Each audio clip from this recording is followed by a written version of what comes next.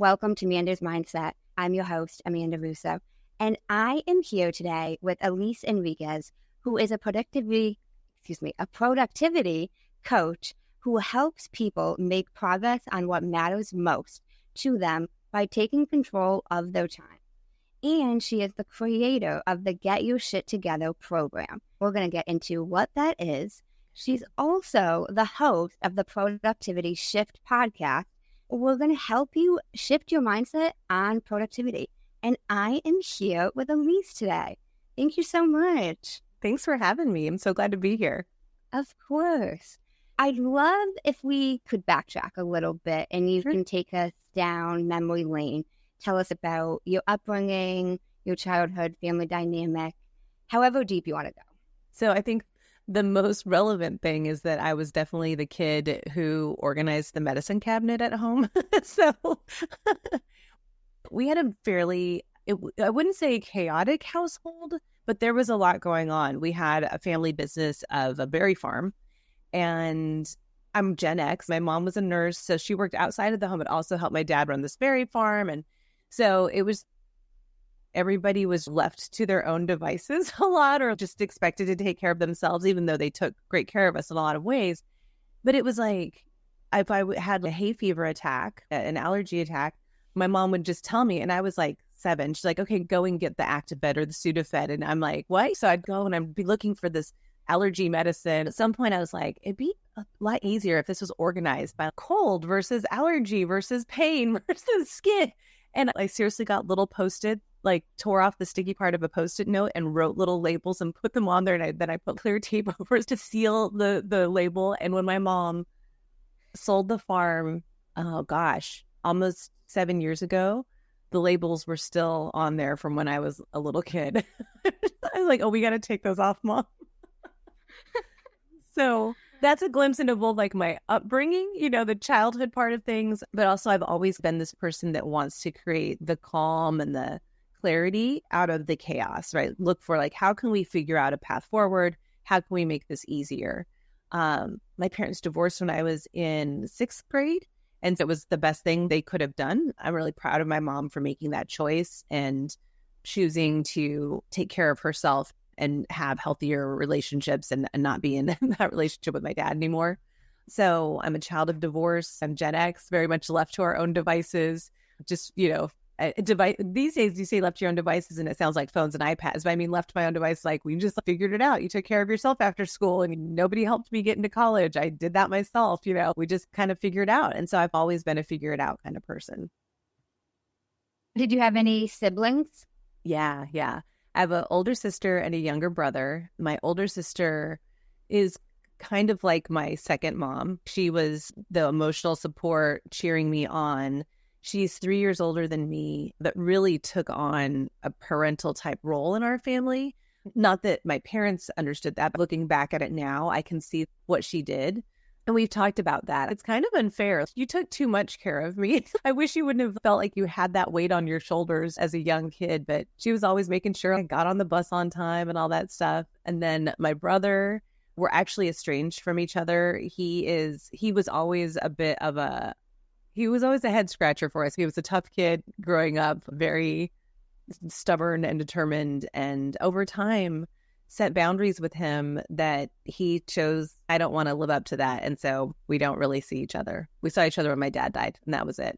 I was estranged from my dad too. Same thing. My dad was unhealthy, and when we set boundaries with him, he chose not to be in our lives. I have a history of having the hard conversations and doing the hard things to make sure that I'm loving myself, taking care of myself, and respecting myself, and then giving other people the opportunity to do that as well. If they don't, it's not easy to feel that abandonment, but at the same time, my life is better for it. Wow. Yeah. That's impressive that you're able to do that. Have you always been able to have those hard conversations? It's definitely something that came about more so later in life in terms of having them more intentionally, but I think I was always a little bit more outspoken of all of us, of the three of us, like a little bit feisty, even though I'm such a people pleaser. Like I am definitely a recovering people pleaser. there's just certain lines that I don't allow to be crossed. Once I'm clear about it, we're not always clear about these things, but once I become clear about something, it's just like, okay, like this needs to be said now. Like this cannot stand, or this is a boundary that I need to set. And realizing that when I set a boundary, it's me that has to uphold it, right? It's not the other person. It's me that has to uphold it. And then it's their choice on whether or not they want to continue to engage with me. Because I don't feel like I'm ever setting a boundary that's expecting too much of people. It's like general honesty and compassion for others and things like that. Like, I feel like I don't have a very high standard or too high of a standard. I have a high standard, but it's not too high. Gotcha. Did you go to college? Yeah, I checked all the boxes I was supposed to. I was a good girl. I had that streak of speaking up when I need to, but generally speaking, I'm like, don't rock the boat. Be a good girl. So yeah, I went to college. I went to the University of Washington, did not know what I wanted to do and no idea. I felt like I was surrounded by people who had their path in their mind. Like my boyfriend in high school, who I eventually married, he was just a math numbers guy. He went into mortgage and finance at some point, right? And just seemed like, oh yeah, that makes sense. I didn't have that. Like I didn't have this specific area or subject in school that was like, oh, that's me.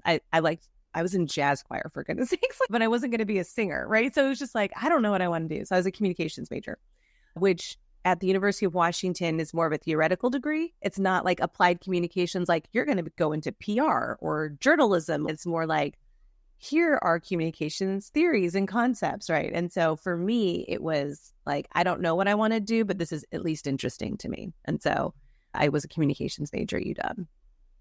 Okay. Yeah. In post-college, then? Yeah. So then I tried really hard to just have fun. I graduated college and I had this boyfriend from high school the whole time. We broke up for like a year and then got back together. I didn't date around. I didn't really party that much. Like if I partied, it was with this core group of friends, but I didn't go to big parties. So I was like, okay, when I graduate college, I'm going to work at a restaurant and have fun somehow. I worked at this like better than Applebee's, but not as nice as a high-end restaurant. It was a mid-range. People would go there for birthdays, nice celebrations or whatever. I was a hostess there, and I knew I couldn't be a server because you had to memorize the orders and not write them down. I could never do that. So I didn't want to be a server, but I was a hostess. At some point, they asked me to become an assistant manager. As soon as they asked me that, I was just like, I need to go find another job. And it wasn't like, oh my gosh, I don't deserve this or I don't want to succeed. I was like, I've never even been a server. I think the servers would hate me if I was their manager. But two, I was like, I know I don't want this path. I don't want to stay in the restaurant industry. I'm not suited for it. And so I need to get serious about what my career is going to be. I got a job, like total entry-level position at an online advertising placement and billing firm. We weren't an advertising company. We were the in between newspapers and the ad agencies are the clients. And so we would facilitate getting ads into all of these newspapers. This was in the 90s. I had to call and fax things. We had email, but we didn't use it. You know what I mean? It was faxing orders out every single day and making sure that everybody signed off on that. And I had to call if they didn't sign. It was nuts. But it was the same thing. I started moving up the ladder there, but it was a very small company. I knew everybody that worked there. So I knew the upper level of leadership and management. And I was like, I don't want to do any of those jobs. And so it was that same kind of thing where it's like, no, not this. One of my managers had left the organization and went to Microsoft. I contacted her for a letter of recommendation and she said, hey, why don't you come on over to Microsoft? We're looking for employees right now. So that was my next move. Interesting. I relate to a lot of what you mentioned about the college experience. I didn't have a high school sweetheart, but I was with my college boyfriend for 4 years. So the college experience is different with that aspect. Yes. Like a 3-month span where we were broken up. But it's different. Like everybody's like, you're party and you're... Yes and no. Exactly. He was always with me. So it was a different level of, like, the girls are going out for drinks. I'm bringing the boyfriend, you know? Yeah. He went to a different school about 90 minutes away. The first school he was at was 2 hours away. Then he came to my school and we broke up. Oh my God. And we broke up within 1 quarter. That's when we split up and he went to another school for a while trying to figure out what to do next and ended up about 90 minutes away from me. And so once we got back together when his parents split up. So he called me. He's like, called me and said, my parents split up, and like the folklore of our, story. I mean, like, let me fast forward and let you know we got a divorce. So it's not, that's why I'm just like, we used to say, like, we weren't together. He called and said, my parents are getting a divorce. And I said, I'm on my way. I just left and went straight up to his place that weekend and was trying to comfort him. And I felt sad because I had known his parents since high school, and we just got back together. That's our story. Got a divorce. But it is that growing up that we do, and he and I grew up together and eventually grew apart. And it was completely unexpected and completely the right thing for us. I gotcha. And so then eventually went to Microsoft. Was that better than the online advertising? It was, because with Microsoft, it was really cool because I'm not tech. Like, how am I working at Microsoft? How did this even happen? So I got hired on as a temp in MSN. MSN was the browser at the time. It was the butterfly, right? I remember MSN. Yeah. Online. I was hired into their online advertising division. I was there as a temp first for about 3 months, but because they were growing the division, they were hiring like crazy. It was kind of right time, right place. And so I got hired on full time, which was amazing. I was in my early 20s, making a great salary, full benefits, opportunity for growth, the whole thing. Looking back, I came to realize what was so great about my Microsoft experience was it was at MSN in this new division. So it was entrepreneurial, right? It was kind of like we were building the plane as we were flying it. Nobody knew what online advertising was. It was like the Wild West. So we're like, all right, let's figure this out. It was that whole kind of calm out of chaos, creating efficiency. What's our path forward? That's everything I got to do while I was there. After a while, we actually became profitable, and we actually knew what we were doing. As soon as we became a profitable division, everything got political. Then it was like, ooh, I'm going to move up. And it just became something it was more that we were part of this bigger corporate engine. As soon as that happened, I lost my spark for it. I'm just not a political animal. I am somebody that wants to help people solve problems and figure shit out and get stuff done, right? Like, and people are spending more time and energy on who they know and who can get them their next job. Can't we just do our work and do really good work, and be happy? My husband at the time was a mortgage broker, very successful mortgage broker, really good at what he does, a great professional. And he was like, you should go into real estate. And I was, if it lets me leave Microsoft, fine, I'll go do real estate. I just did it. And it was fun, right? Because I'm like figuring it out. What do I do? How do I do this? Creating all these processes, like guiding people to buy a home. And all of that was great for about a year. And then I knew, though, right away, this wasn't my thing. I loved helping people, but this wasn't my thing. And so I spent the next year figuring out what my thing was really going to be. I was like, okay, damn it, Elise, you've got to figure out what you want to be when you grow up. Like, what is it going to be? I spent about a year still running my real estate company and doing well, actually. Like, that was the weird thing. It was like, I was doing really well at Microsoft. I was doing really well and getting promoted and all that stuff. But every time I chose to leave, I was just like, no, this still isn't the right thing. Like, it's in my heart. I don't feel good about what I'm doing. I want to feel alive and proud about what I'm doing. I just started informational interviewing everywhere. I just started anybody that had something even remotely interesting that they were doing that helped people. I started talking to them. And at the same time, in the real estate world, there's a lot of coaching, but it's sales coaching, right? It's like business sales coaching. And I was in a coaching program and I was like, I don't want to do real estate anymore. Like, coach me to a new career. And they're like, we don't do that. I was like, well, come on, like, help me. So through the help of different programs that I took and mentors that I spoke with, somebody was like, have you considered being a coach yourself? And I was just like, what? And I was reading this book at the same time that he said that. It was all about finding your path. I remember telling my ex, I just want to read self-help books and teach them to people. And he's like, that's not a job. And I'm like, yeah, I know. But then I realized that's kind of what coaching is understanding and learning all these different models that people can use to become who they want to become. But where they have a hard time is applying the books they're reading, right? And I'm good at application. I'm like, oh, I know how to apply this. I will help you apply this. And so eventually became a coach. That was 15 years ago. It was like 5 years at Microsoft, like a couple of years in real estate. And it's been 15 years as a coach. I finally found my place. I finally found my role. It's pivoted a little bit over the years in terms of what my focus is, but it continues to be coaching. And it took a while to get there, but I'm glad to finally be here. Did you start off doing productivity coaching when you first started coaching? No, it's funny because I thought what we learned in our coach trainings, I'm an actual certified coach. What we learned in our training was that what you specialize in is often your hell and backstory, right? So wherever you've been to hell and back, that's where you end up coaching. And so I thought, oh, career. Like I didn't know what I wanted to be when I grew up. I finally figured that out. And that's what I'm going to help people do. I'm going to be a career coach. So I tried that for a couple of years. But at the same time, I joined a networking group of entrepreneurs. And there was something about the vibe of all these entrepreneurs that was really fun. Looking back, I'm like, oh, that's like my Microsoft days. They're building the plane as they're flying it. They have all these ideas they're not sure how to implement. So I quickly got hired by entrepreneurs. They were like, well, can you coach me? And I'm like, well, no, because you're not wanting to do a career change. So can't you coach me anyway? I'm like, I guess. So I just started working with business owners. These are my people.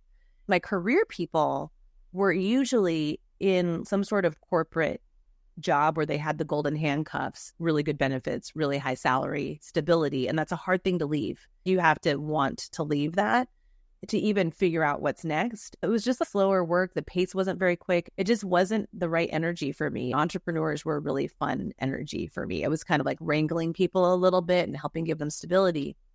About 7 years into my coaching practice, I was navigating my divorce. I was the kid who organized the medicine cabinet, right? Like I was the kid who in college, like loved going to the bookstore, right? It wasn't getting my books for my classes. It was getting the notepads and the pens. I loved getting all set up and organized, creating my little systems. I was reading books like Getting Things Done by David Allen and Smarter, Faster, Better by Charles Duhigg. I was reading all those productivity books and putting these systems in place for myself and didn't realize how natural that is to me and how easy it comes to me until I started dating somebody new. She was the one that was like, you know that most people don't do this, right? Or aren't like you. You know that, right? So I started bringing that to my existing clients, but then it turned into Get Your Shit Together. It turned into Gist, where I was doing this free challenge and I just called it Get Your Shit Together, where I said, hey, let's meet every Friday for 12 weeks. And it'll be our time to recoup from the week and make our plan for next week and update our systems, like check in on our systems. And 20 people were like, yeah, sure, I'll do that with you. We get on the first session and people were like, but what do you mean your systems? Like, what do you mean? Wait, your inbox is at 0? How do you do that? And what are you talking about? Like your to-do list and your plan for next week. And I was just like, and how do you mean like color coding your calendar? I was like, wait, what? And so I was upset and overwhelmed because I was like, they don't know what I'm talking about. So my then girlfriend, now wife, came to visit me later at my office. And she's like, hey, good job on, get your shit together this morning. And I was like, what are you talking about? They didn't know what I was talking about. They had no clue. And she was like, just teach us.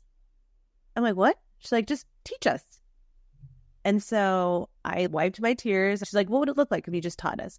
I'm like, well, I need to teach you this. And so then I started outlining it. She's like, okay, teach us.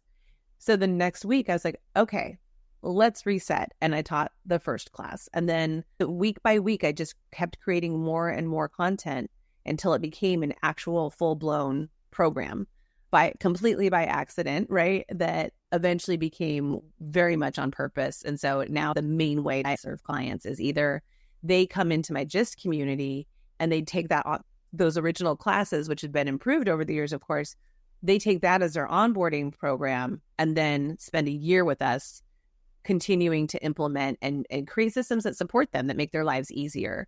But because I have my coach training as well, when the mindset stuff comes up, when the amygdala kicks in and fires off frustrating thoughts that lead to procrastination, we can also work through that as well.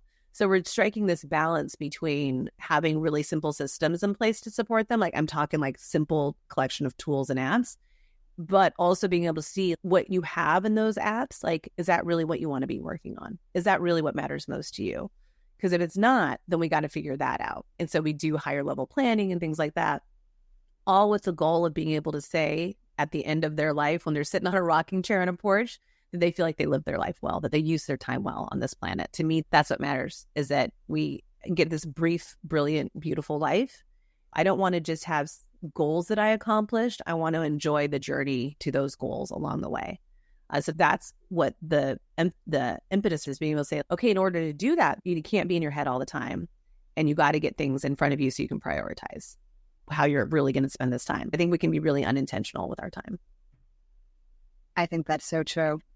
That's awesome. The way that happened, the get your shit together. And I love that she was able to give you an idea, like teach them, bringing it to somebody else to help you figure out, how can I make this work? Because you already had the people interested. They just didn't know the information you did. Yeah. They were ready to take it in. I am forever grateful to her for that. I can still picture the office I was in. I can picture everything about that day where I was just like crying, like they didn't understand. It was horrible. And she's like, what are you talking about? She was like, teach us. I'm like, can I do that? I'm like, yeah, I can actually. And that's what I've done for the past 8 years now. It is so much fun for me to help people see the reality of their time, see everything they've committed to, and then make conscious choices to say, this is the thing that matters right now. This is what I want to work on. I want them to feel just as good about what's not getting done as they do about what is getting done. And I think we put so much emphasis as like, I got this done, I got this done. But there's all these other things that aren't done. And I want you to feel good that those are the things that aren't done. And these are the things that are done, right? Like that I want there to be an equal satisfaction in those things for you, because what can tend to happen is I did this, but they're frustrated because there's all this other stuff that they really should have done or they really wanted to do. It's like, no, we need to confront all of those things and make the choices about what you're really going to spend your time on. Yeah, that's so true. I think that's a tough one, letting go of what isn't getting done. Even myself personally, I'm an Enneagram 1, for example. So the perfectionist in me is very high. I'm always thinking about this didn't get done, or there's this one part of this that isn't done. I relate to that. My best friend is an Enneagram 1, so I can feel that for you. And that's what we stress, like progress, not perfection. All we can do is make progress. Like you can't just get something done. Like you're progressing to done. And so what we're focusing all the time in the GIST community is, okay, but so what's the next thing you're going to do to make progress? And the next thing you're going to do to make progress? Because what can be hard about it for different types is that we want to just be done with things. Like we want to be done and move on. And it's like some things are prolonged and they take a long time, and it's going to take getting it wrong a few times before it's going to get right. And that's not easy. That's hard. No, that's true. But I think everything you're saying leads me to think of making the choice and trying and continuing to try to see. Like you've got to start somewhere, you know? Yeah.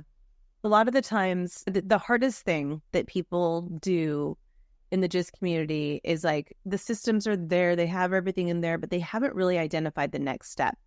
Because one thing is that we're just too smart. Say it's like, oh, I need to redesign my website or something, right? And they just have redesign website like on their to-do list for months. They keep looking at it, and that's actually a project, right? They're stewing, going around in their head over all of these things for the website and what's going to work and what's not going to work and why. So they're doing this huge mental exercise, spending a lot of energy on this mental exercise when really they need to get into some sort of action, right? You can keep that all in your head, but none of that is real. You can't know if something is going to work or not going to work for the most part. I mean, besides the laws of gravity and physics, you can't know what you really want until you start trying things. But because they always are thinking so far ahead, it feels like a big leap.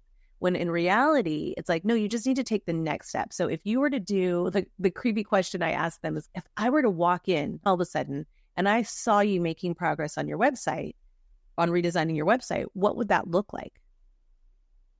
And they're like, well, I would just be like playing around. And it's like, no, but like, what would you really be doing? I think I'd reach out to my friend who just had hers redone and ask her how they went. Or I would research website designers. Great. So the next action is reach out to your friend. Do you have your friend's number? Or are you going to email her or text her? Like, how are you going to reach out to them? And they're like, well, no, I'll just text her. I text her all the time. Okay, great. When could you do that? Well, I could do that right now.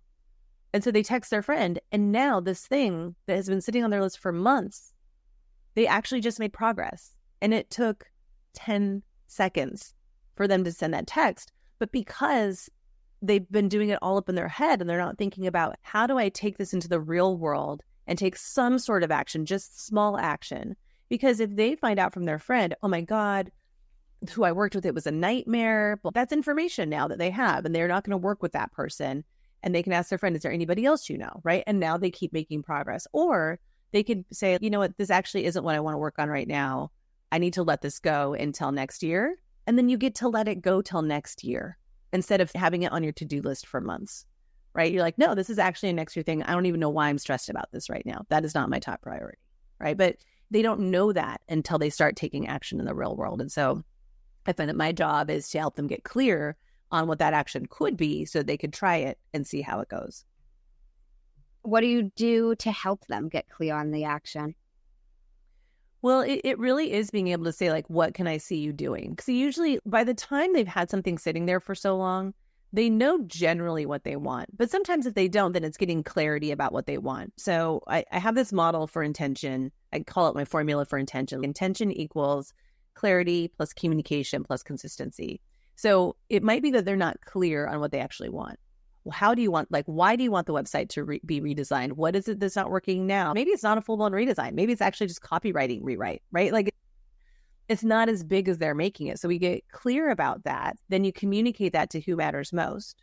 So in this case, it might be their friends. It turns out I need a copywriter, not a full-blown website redesign. Who do you know there's a copywriter? They can start to ask their business friends and friends in their communities who are the best copywriters out there. They could post to social media and ask for copywriters. Suddenly, the communication comes into play, which is also usually action of some sort, which is important, right? It's transformational to get it out of your head and to start to verbalize it to people.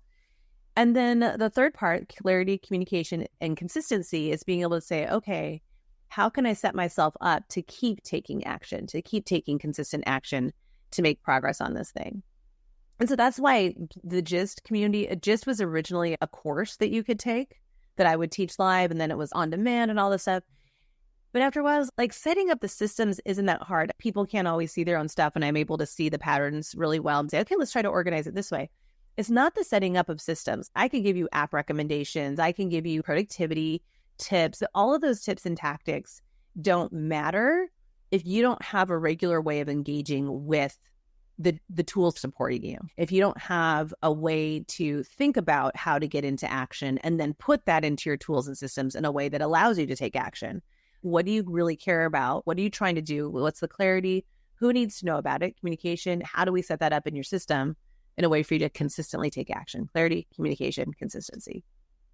I love that model. It was one that after a while I realized, oh, this is what I'm doing all the time. I'm constantly getting people to clarity, helping them figure out, because sometimes we just don't have the words, helping them figure out how to communicate that to the people that are either impacted, involved, that they're going to need their help, and then setting up the systems to support them to say, okay, and I'm going to keep doing this. I'm going to keep working on this. I love that. I think that's amazing. Even big into fitness, and I relate to that a lot in that aspect as well. Clarity on what you're going to do. When are you going to do it? How often are you going to do it? Mm-hmm. Communicating, changing something about yourself and your life, when letting other people know in close quarters to you. And the consistency, you're not going to be successful at anything if you're not consistent at it. So for me, taking fitness as an example, I don't love doing aerobics, but I am perimenopausal. In my late 40s, I need to be doing more weight training because there's a lot of muscle loss for women. I got clarity on the fact that I actually like doing heavy lifting, hard work kind of stuff. I've never had solid consistency around fitness. I've tried to be like a runner. I've tried like all these different things. This I actually like. So I got the clarity on that. The communication was being able to share that with people. Even just saying it to you right now, right? It's like, yeah, I'm somebody who lifts weights, and it's just hand weights, body weight stuff, but it's a different feeling for me than being on a treadmill, right?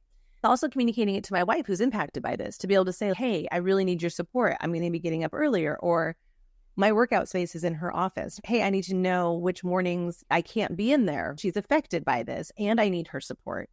And then the consistency, it doesn't have to be like, when I say simple systems, yes, in the GIST community, we build a bonus brain using actual apps and stuff like that.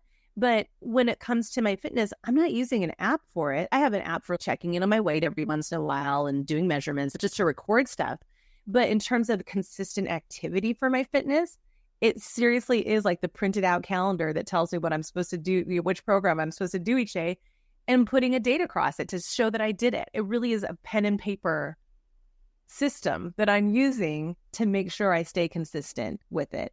And so when I don't have those dates filled out, it's like, oh no, I need to get back to it. I go visit my wife in her office and I'm like, oh, the weights are right there, the paper's right there, and I haven't worked out this week. I'm like, okay, get back to it. And so then it's inspiring for me to get back to it. So that clarity, communication, consistency, it's just this high level model, but it can be applied anywhere in what you're doing. And the consistency part of it, of having the simple systems, like I said, it can totally just be a printed out calendar and you're drawing X's through things. That's fine. Whatever it takes for you to stay consistent with the stuff that really matters to you. No, that's so true. I love that. And I love that it really can be applied to so much.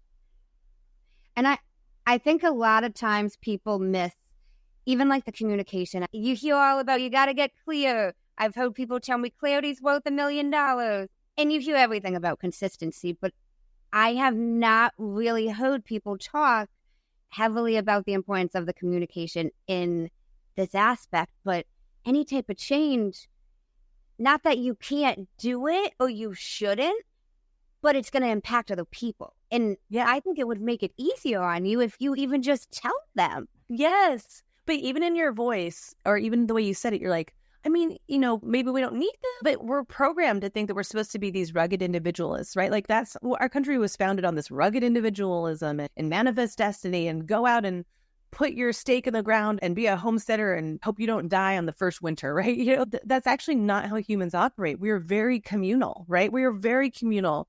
Gen Xer over here who was taught you just figure it out by yourself. It's taken me so much work to let other people in to my journey, to say, I need help, to say, here's what I'm doing, like celebrate me, like support me, like cheer me on and call me out. But it's okay for us to bring other people in. And that's what communication does. Even if it's like you said, just telling other people, because it's a little bit of accountability, like a little bit of social pressure, which is good, but also be able to say, hey, can you help me with this? Like we're going out tonight and I'm really trying to lay off of sugar. Like sugar's been my downfall. When you see me looking at that dessert menu, just give me a little squeeze, give me a little love. It's okay for us to ask for help. And like you said, people are going to be impacted. You can eliminate a lot of friction just by telling people. Don't catch them off guard. Don't surprise them. Say, hey, this is what I'm going to be trying. I don't need anything from you. I just need you to know because, like I said with my wife, I'm going to be in your office in the mornings. Is that okay? Like every morning I'd come down and be like, if I'm in here this morning, she's like, yes. Like, she's like, if I'm not on a call, you know, that's all that matters, you know? So if it's early enough, she's never on a call. But it is like just letting other people into your journey. It took my divorce to figure that out. Like I isolated myself so much that I realized I needed to let more people in to that really hard journey. And the more I did that, the better I felt. And the closer they felt to me, because people felt like, oh, she doesn't need me, right?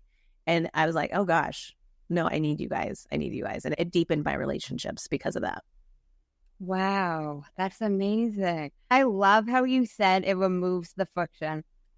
It's just like a little oil on the gears for this change you're making, because it's hard to get the gears moving, right? I'm doing something new. I've never done it before. I always think of it as, you know, there's like at a playground, I think they're called merry-go-rounds, but they're not a real merry-go-round. Like it's not like that thing you stand on and it spins? Yeah, you have to spin, you have to push it. Yeah, you know, like, yeah. You got to push it to get going. So let's remove as much friction as we can. That social support can be a lot of nice oil on those gears. No, it's true. And I like how you mentioned too, like even that little extra, like you need a tug on the thing. Like we're not getting dessert today.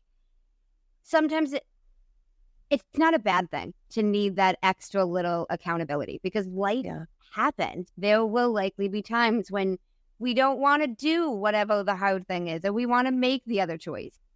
And it's also knowing, like, how do we make sure that we're voting in favor of the person we want to be? That's totally James Clear's language from Atomic Habits, where he talks about vote in favor of the identity that you're creating, right?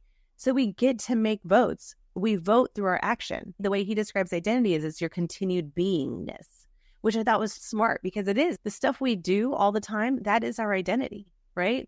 So I have an identity now of somebody who works out and who lifts and feels stronger, right? Like that's a really positive identity for me, right?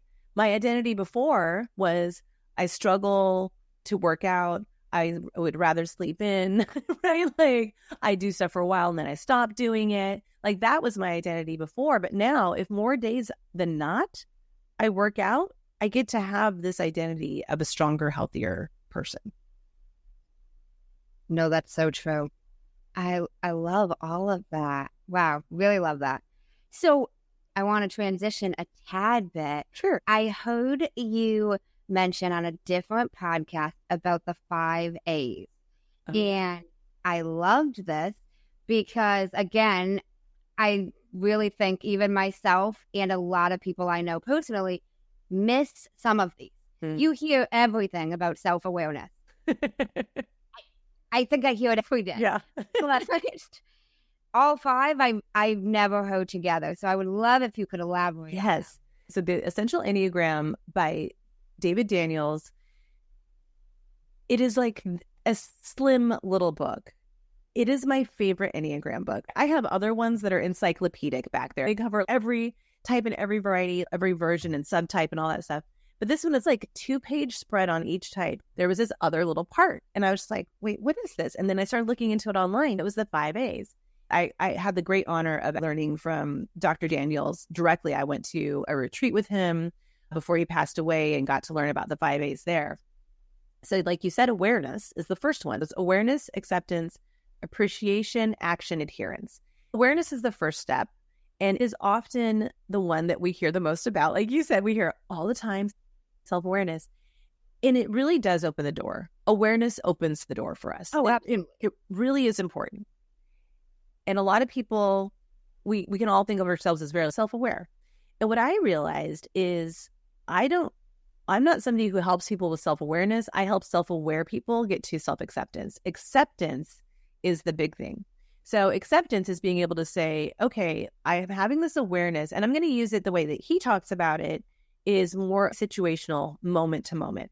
So I have an awareness of a reaction that I'm having based on my Enneagram patterns, right? As a type 1, you have an awareness of an immediate reaction that you have that's kind of default for you as a type 1. What tends to happen, though, is people judge that.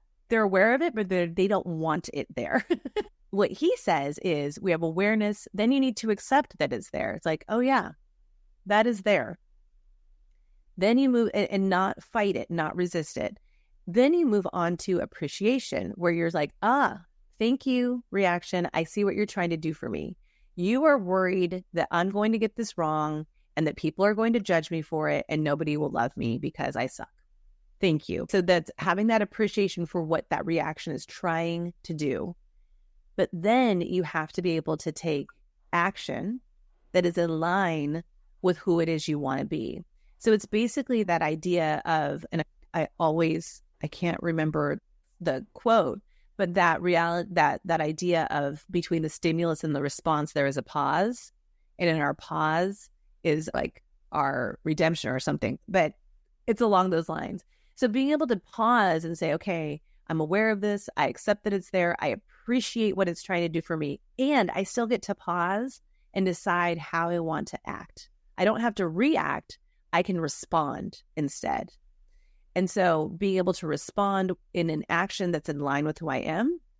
And then adherence is the 5th A. And that's just saying, stick with that process. Keep being aware, keep accepting, keep appreciating, keep taking valued action, and then keep it going again. When he talks about that in his work, it is very much about stimulus response, like something happened and you're like, right? There's this reaction that comes up. But I also realize it can be scaled up to the bigger picture. When we know we can have awareness of our patterns overall, we can have awareness of our needs overall. The key is to accept them. If you know you need something, don't resist it. Don't judge it. Don't feel bad about it. Give that to yourself. The simplest example, I was working with somebody who was just like, I need a second monitor because of how I'm editing things and how I'm doing stuff. I need more screen real estate. I was like, okay, get a second monitor. I can't spend money on that right now. Like, there's not enough coming in the business. Like, is there one at Goodwill? Do you have a friend that has a second monitor? I'm like, there's so many people with a second old monitor just laying around. Like, you don't need a brand new one. You just need a second monitor, right? And like, I know, but I just shouldn't need that. I should be able to just work with what I have. And I was like, why should you be able to just work with what you have? You need a second monitor. And I'm somebody who has 2 monitors. So I'm like, yeah, get all the monitors you want. But if you had nothing to do today, but make progress on getting a second monitor, what would I see you doing? She's like, well, I have a group chat with my friends. I'd probably just, do that, just send something out to my friends. And sure enough, she did. Somebody had an extra monitor. And by the end of the day, she had her second monitor. But she had spent weeks resisting that, right? Like, I shouldn't need that. You're aware that you need the second monitor, but you're not accepting it. So let's just accept that this is something that you need. Now, that's different than like, I need meth. I'm not saying if you think you need something, like I need a second bottle of wine or 4th glass of wine, if it's a behavior that isn't serving you. But when it's like, I need collaboration, give that to yourself. I need to have a conversation with somebody, give that to yourself. How are you going to do that? While it was designed as a model for immediate, constant stimulus and response stuff, I feel like it can be scaled up to the bigger picture, which is often how I operate. I'm often like navigating between like the big picture and the ground level of how to get stuff done. I have found freedom in that 5 A's model to say, okay, yeah, awareness is one thing, acceptance is another. And then of course, like appreciation, what is getting better and better. And then you can get into action. But we think awareness and then action is like, oh no, there's steps in between there. There really is. And that is I love the example you used because I can relate to that myself, even in small, different instances. And I'm sure a lot of people can, thinking I can make it work. The same thing, like you mentioned earlier, we got this. We don't need the help. We don't need anything else. But it's like, why?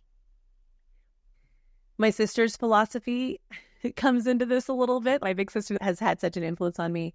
It's just this philosophy of like, life's too effing short. Like, life's short. It doesn't mean like YOLO, like don't worry about anything and spend all your money. But there's a degree of like, give yourself the things that you need to enjoy your journey. If every day you're coming down being like, I can't stand it, I only have this one monitor and I have to have all these programs open to do my job, that's the reality of your job, then get the second monitor. Give yourself what you need. Or if it's hard for me to work out and I would do so much better if I had a workout buddy or if I was at a gym or in a program, I shouldn't need that. I should be able to just do it on my own, right? No. If getting healthy is really important to you and you need collaboration in that, give yourself what you need. Find some way of collaborating. For me, I do better on a set program. Give me a thing where it says, do this today, do that tomorrow, and show me how to do it, like an actual workout video type program. I do way better with that than anything else. I tried Peloton for a while, their running thing, but I had to pick what to do every day. I don't want to have to pick. That's stressful. I don't want to have to know fitness well enough that I have to know which exercises to pick each day. You guys are the experts. Tell me what to do. As soon as I did that and picked these 4-week programs that told me every day what to do, I did way better. But I was like, that's a different thing that I have to invest in. Is it going to get you to work out? Yes. Okay, then let's do that. And it was nominal. It wasn't that much money, but still, I was giving myself every obstacle and every reason to not need it. I shouldn't need it. I should be able to work with what I already had. Nope. Elise, accept this. Give yourself what you need. I love that. Oh, that's so awesome. That's a great motto your sister has, though. Life is too effing short. Where it came from was I was going through my divorce and she saw that I was hanging out with my now wife, Kim. So I was hanging out with Kim and she met Kim a few times and she was just like, something's going on there. My sister's gay, so she's married to a woman. So I think I wasn't expecting to fall for a woman. My sister could see this between us. She said, Kim's really into you. It seems like you're really into her. Where's this all going? And I was like, oh, this is going, no, we're just friends. This can't go anywhere. I'm going through a divorce right now. This can't happen right now. I was very like, no, this isn't allowed right now. And she's really great. And you can tell she's really into you. And it seems like you're really happy when you're around her. She's like, life's too effing short. I would just go for it. And I was just like, you're not supposed to say that.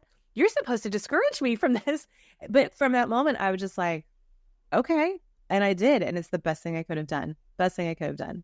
It's actually our anniversary today. It's our 4-year wedding anniversary today. Yeah. Oh, happy anniversary. Hey, we got married in the middle of the first year of the pandemic. Where did you guys get married? In our backyard. Okay. We had a really good friend who was an officiant. We were all social distancing already. My sister, her wife and 2 kids were there, and my mom. So we were already a bubble. Kim's family, her dad and stepmom and her mom and stepdad were there. And then everybody else was on Zoom. We were the first Zoom wedding of the circle of people. We hired a company to produce the wedding for us on Zoom. Oh my God. So Wow. they coordinated everything for us. We had Zoom karaoke. We did the whole thing. Shut up. That is so cool. It was really fun. It was really fun. But it was because my sister was like, life's too short. Like, you're going to wait for some supposedly appropriate amount of time before you date again. There's no appropriate time. It's just whenever you're ready. And she's like, you seem really into her. You seem really ready. Life's too short to be frustrated every single day, right? Life's too short to feel like I'm not strong and I'm not happy with where my body's at. Life's too short for that shit. Like, get on it. Do something for yourself and give yourself that. I'm not saying I don't have hard days and low days. I totally deal with depression and anxiety, but it's like, there's still the thing. And even with that, it's like, okay, give myself what I need there. Do I need to take medication? Do I not? Talk to a doctor, right? What do I need? How do I give that to myself in a way that allows me to have the positive impact I want to have in the world and to take good care of myself? Not in some like greedy, graspy way, but just in a like, how do I just make sure that I'm whole and strong and can be the person I want to be and give what I want to give in the world? No, that's so true. I was a divorce paralegal for years, so I've never been married, but I've seen a lot of sides to that. I would say that often because so many people even going through divorce have mixed feelings. Their families don't agree, or they have a religious family. Their friends don't agree, but it's like, life is short. If you are not happy, you shouldn't stay married. No. Like, marriage doesn't have to be a life sentence. Yeah.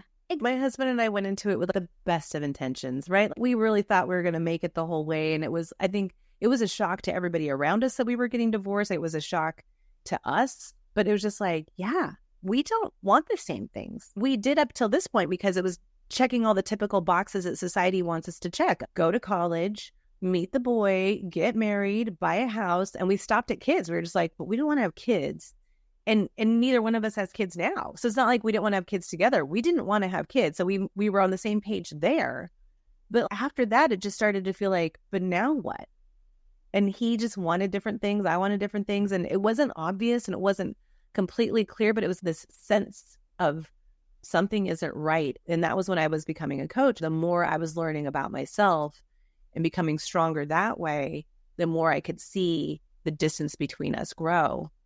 At first, it was sad and hurtful, but then it's just like, why would we stay together? That's just silly. Why would I do that to him? And why would he do that to me of like us wanting the other person to be different?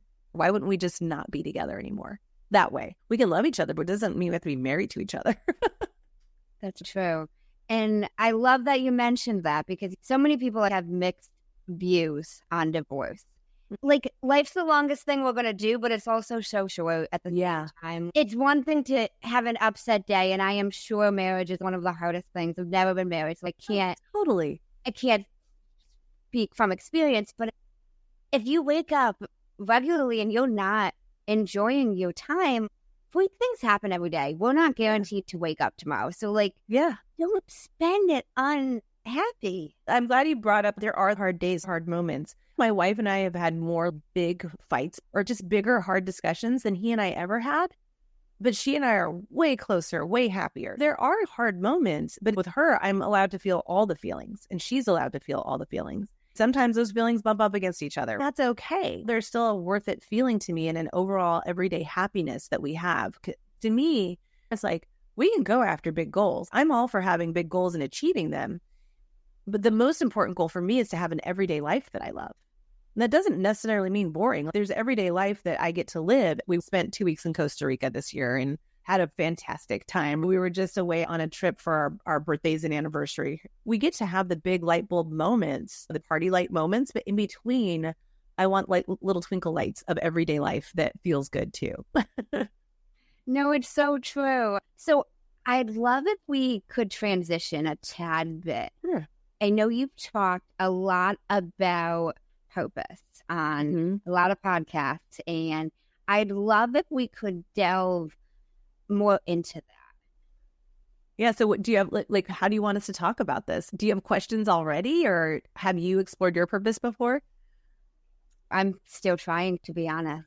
I'm open to any suggestions you have for me or for people in general to tap into discovering their purpose. The first thing I would say is an oldie but a goodie. Watch Simon Sinek's video, How Great Leaders Inspire Action. It's probably in the top 5 still. It was the top 3, top 2 video TED Talks of all time. And it wasn't even a main stage TED Talk. It was TEDx Puget Sound, which is funny because I live in the Puget Sound region. So it's kind of funny that's where he did this big talk. But what he talks about is this idea of the golden circle, about what, how, and why. In the middle of the circle is your why, your purpose. Outside of that is the next circle. So it's almost like a bullseye is the why. The next ring out is the how you do things, which to me is more like your values. And then the what is the furthest circle out. And that's more about the different roles that you play. But oftentimes we think of it as what we do. People could ask me what I do. And I'm just like, I'm a coach, productivity coach. And that's it.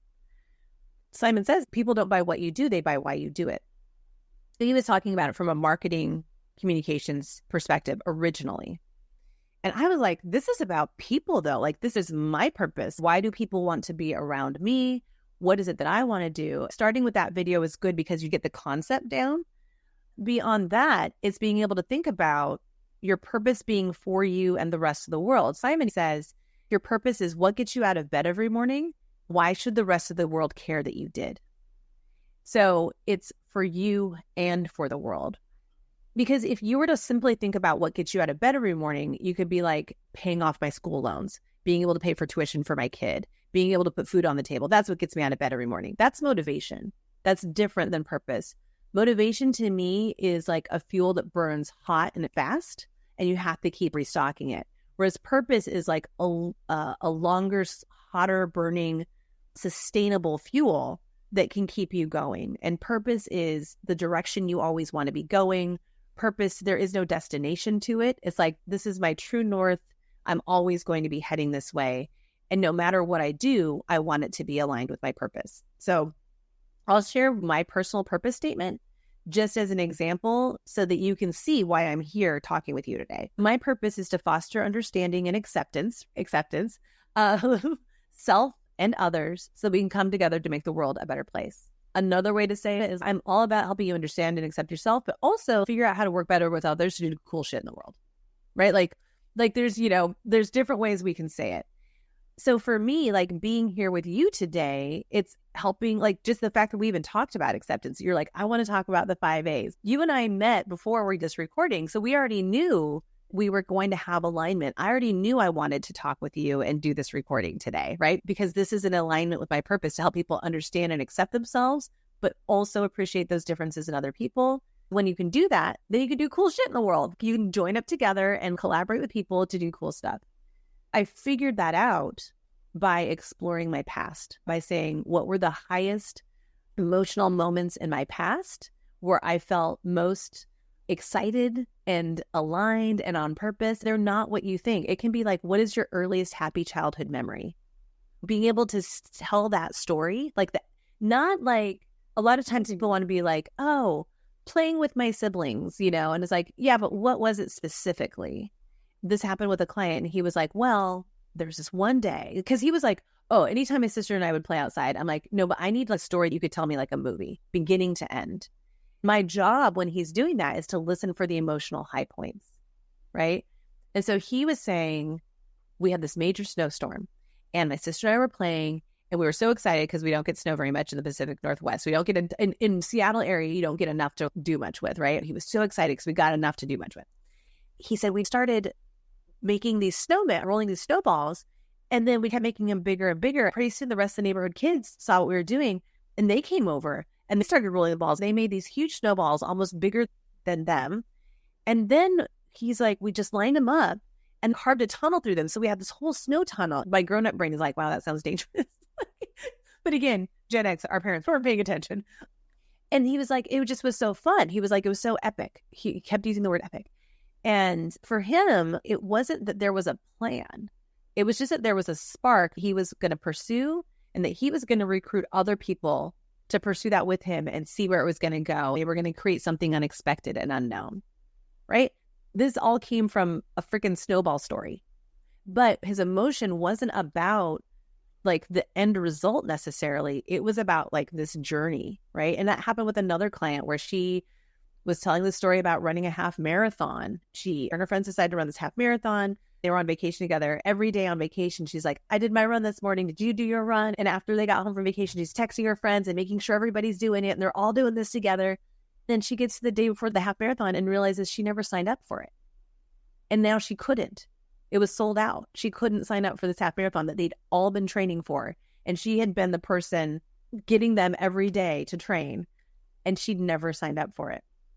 So she's telling me this story. And she's like, so then I just set up my own half marathon course. I planted water bottles along the way and I ran it. The peak emotion was not her completing the half marathon. The peak emotion was her rallying people to do something challenging with her along the way. Other people would think, oh, she likes to do these hard things and have these big accomplishments of this marathon. She's like, that's actually not it. She loves rallying people. She loves saying, do you want to come on this journey with me? She's a coach now and runs challenges all the time, like 30-day challenges, 10-day challenges, inviting people along the way. Reflecting on your history, on your past, is the way that you uncover your purpose. And you're listening for these peak emotional moments and the kinds of words and phrases you use, and those become the ingredients for a purpose statement. It's because our purpose, the way that Simon Sinek would argue it, is that your purpose lives in the part of your brain that doesn't have language. It's in the part of your brain that is fueled by that houses emotion. And so when we tell these emotional peak stories, we start to use words that get close to being able to articulate this sense of purpose. And so in doing that, you then have all of these words that you can start to put together into a formula. The formula that I always use is Simon's, and that is to blank so that blank, right? Mine is to foster understanding and acceptance of myself and others so that we can come together to make the world a better place. I do that as a coach, but I also do that as an auntie and as a wife and as a friend and as a podcast guest. So it's not that I'm only doing that as a coach. It's that I make sure that I show up that way. And I don't even have to make sure sometimes I'm showing up that way. I can't help it kind of energy around certain things. So even with my little niece, when she was born, that was the closest I felt to being like a parent and feeling like maybe this little person is my purpose. Parents were always like, my kids are my purpose. I'm like, they're not your purpose because people aren't your purpose.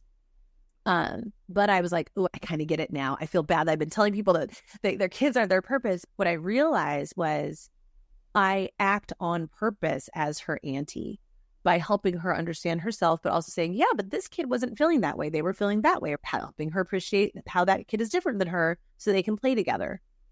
For them, that's doing cool shit in the world. For them, that's making the world a better place, is playing together, right? But it's like your purpose isn't about what you do. It's about why you do it. You want the different hats that you wear to be aligned with your purpose, because when they're not, you feel it and you know it. My husband and I were not aligned on purpose. My wife has a different purpose than I do, but we're very aligned on it. And she understands mine and she supports mine. And that's what makes our relationship work. So as a wife, I am in alignment with my purpose, right? My partner is in alignment with my purpose. My business is in alignment with my purpose. No, that makes so much sense. And I love how you mentioned that your kids shouldn't be your purpose. I had a previous guest that told me she's a mom and her motherhood got better when she started loving herself more than she was loving her kids, because she showed up better. She gave me an example of, even on a plane, they tell you, like, put on your mask before you put on anybody else's. Yeah. It's the same concept. Nobody else should be your purpose. And I work with moms as well with breathwork, and a lot of them struggle with that because they just think they're this sole provider, and sometimes the men don't show up as much as they would like them to. So they're like, this is my soul. Like, they came out of me. I'm going to protect them. You have any advice for mothers maybe struggling with thinking that is their purpose, their kids? Yeah. Part of it is to just, like, it's one of those things where you kind of just have to run experiments sometimes. Let's pretend your kids can't be your purpose and they aren't your purpose. Let's pretend I take that away from you. Let's pretend I take your kids away from you, right? Like divorce, all of these things happen. They're going to grow up and go away. they're hopefully always going to be a part of your life. But like I said, my brother became estranged from our family. If my mom would have felt that my brother was her purpose, she wouldn't have been able to continue to exist anymore. The amount of sadness and, I mean, don't get me wrong, she was sad. Like every birthday, every milestone, those things are still hard. But he was not her purpose. He couldn't be, you know, and it's not like she articulated that clearly at all. But that's just the example to be able to give. Your kids are going to grow up and go away in some way, shape, or form. Who are you going to be without them then? Who are you going to be in your daily life when your purpose is possibly thousands of miles away? Like when they go to school, I have all my friends right now whose kids are graduating high school and they're about to go away, but they also didn't make their kids their purpose either, right? So one is being able to acknowledge the reality of what's coming. And two, to just suspend your disbelief for a moment and say, okay, so what if they are my purpose? How could I express who I want to be in this world? Why it matters that I got out of bed every morning, why the rest of the world took care that I did. And that's how I show up as a parent on purpose, right? But I also get to show up as a volunteer, as a community member, as a professional, like all of these things in my purpose. So it is kind of this acceptance of inevitability, right? It's just inevitable, but also let yourself consider exploring another possibility just for a moment. Just crack that door open for a little bit. You don't have to stay there, but just give it a shot and see what that looks like. And after my niece was born, and then I have two nieces now, I really had that, oh, wait a second. I could have been wrong this whole time.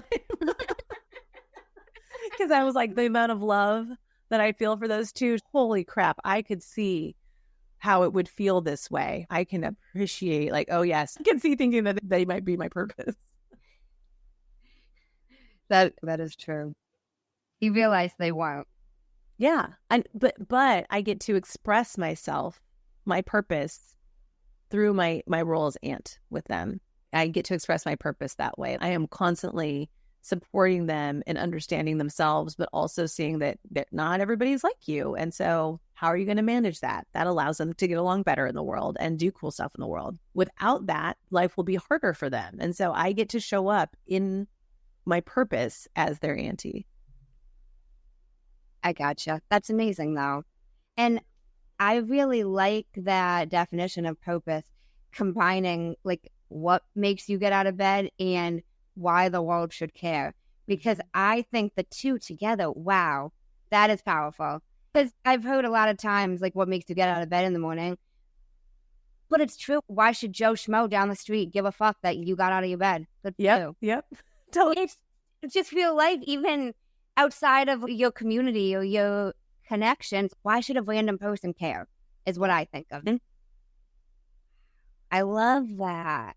Well, and it allows you to attract people that they might not have the exact same purpose, but they're aligned with your purpose. So, and that can be personally, attract the friends and romantic partners and stuff like that are aligned with your purpose. It's no surprise that I attracted Kim, right? I was so focused on my purpose and so focused on developing that and making that a part of my life. It's like, oh, of course I attracted somebody in alignment. It was such an important part of who I am.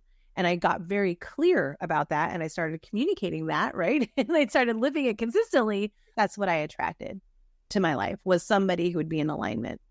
There's a lovely part of it that's the attraction of clients that are going to be in alignment, attraction of listeners that are going to be in alignment with what you do, right?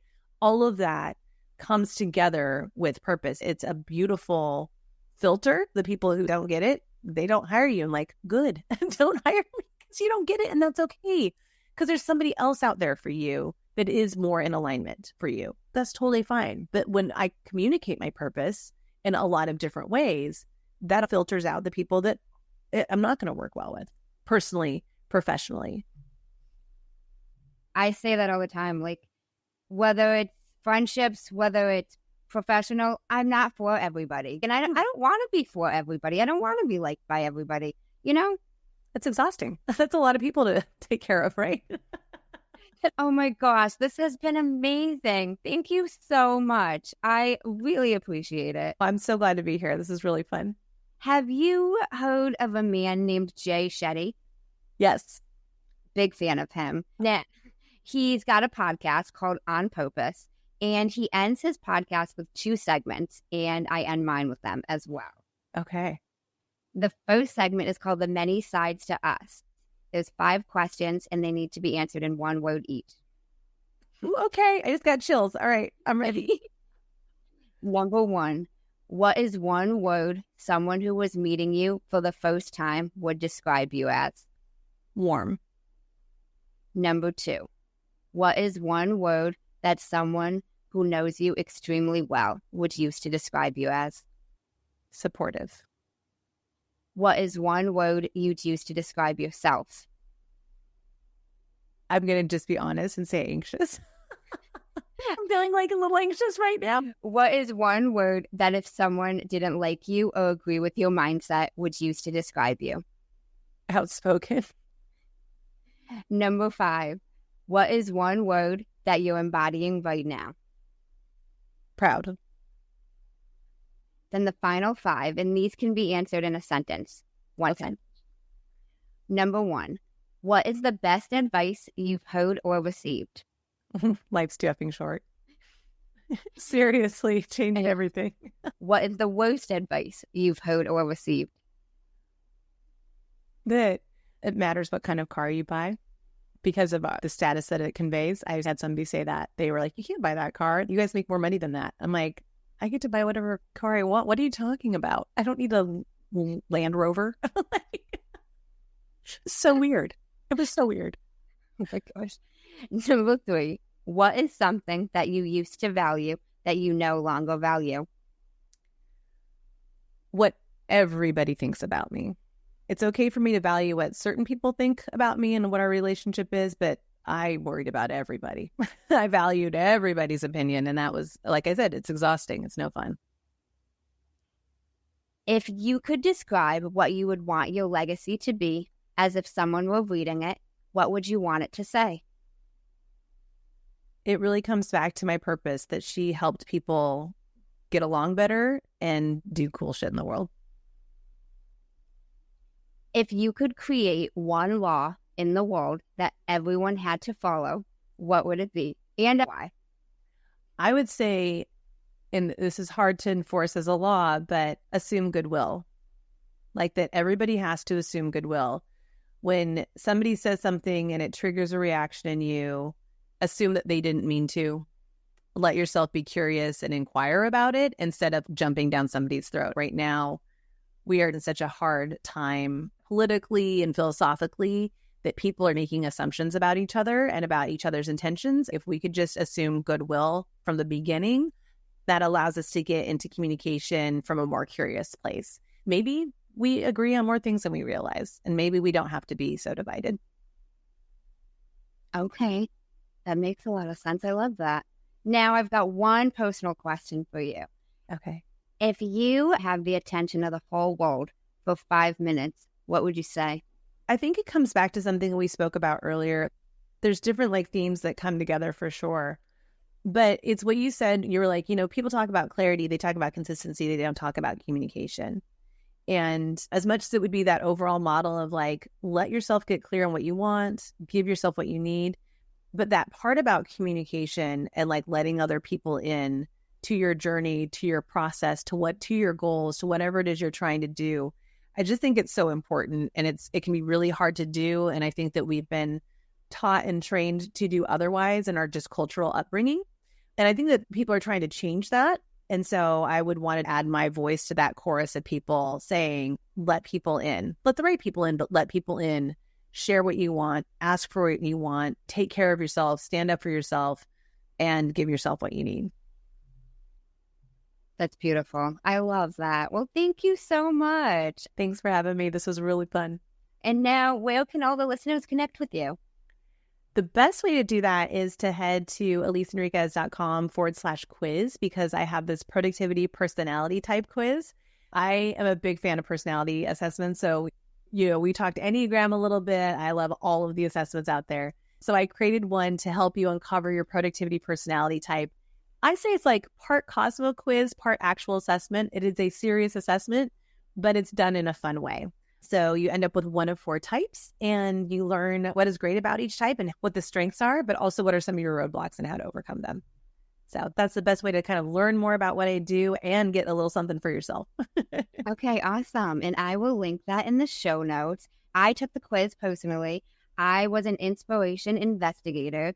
It was very aligning. One of my roadblocks was I overcommit because I'm a social butterfly, which is very true.